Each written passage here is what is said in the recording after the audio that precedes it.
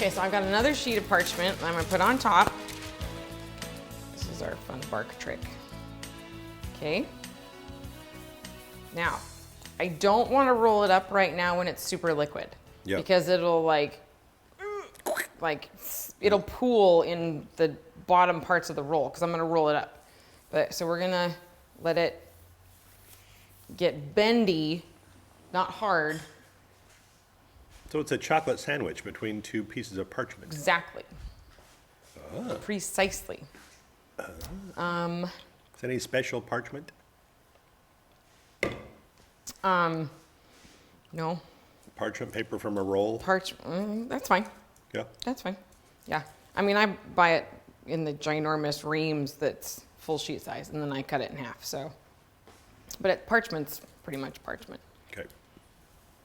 So this is still pretty liquidy. Okay, so while we're waiting for that, so I stand right here and don't let my ADD get the best of me,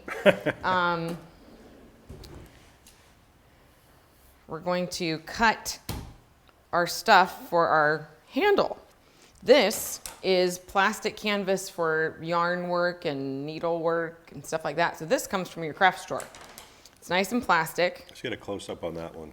Yeah, this is actually from Yarnology. It's super cheap. It's only $2.19. Woohoo! Woohoo! And actually, it was much bigger. So What kind of skizzers are you using there? I'm using some hefty kitchen shears by Sabatier. Okay. KitchenAid makes some nice kitchen shears too. Okay, so I'm just going to go down one whole row here. This is for the handle? This is for the handle. Excellent. If you want it to be completely edible, Don't do it this way. well, it's really tricky because you'll have to form it and get it to stay that way, and then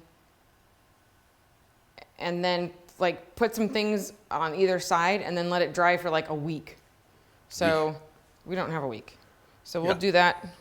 So this is easier. It's all easy stuff to get a hold of. What's the width of that? Approximately. Inch and a quarter. Okay. Like for my handle? Yeah. Yeah, I mean, it'll totally depend on what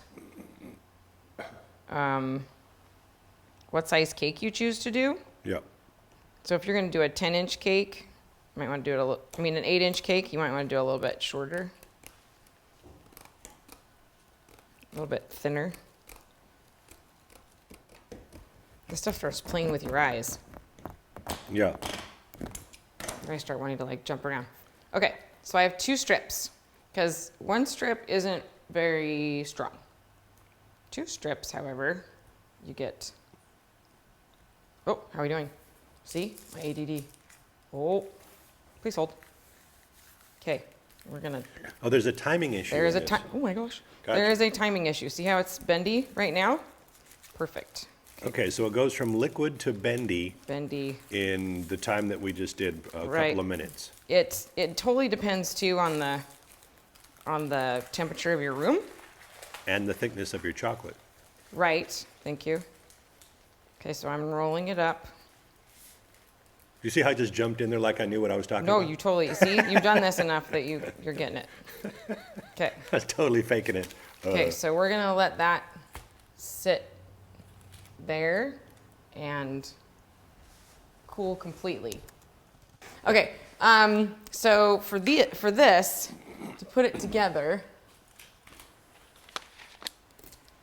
I just have twisties, and because there's neat holes. See, when we go to put it on the cake like that, then I have my apple sticks that I poke through the holes and attach it into the cake really nice and deep so that it stays put.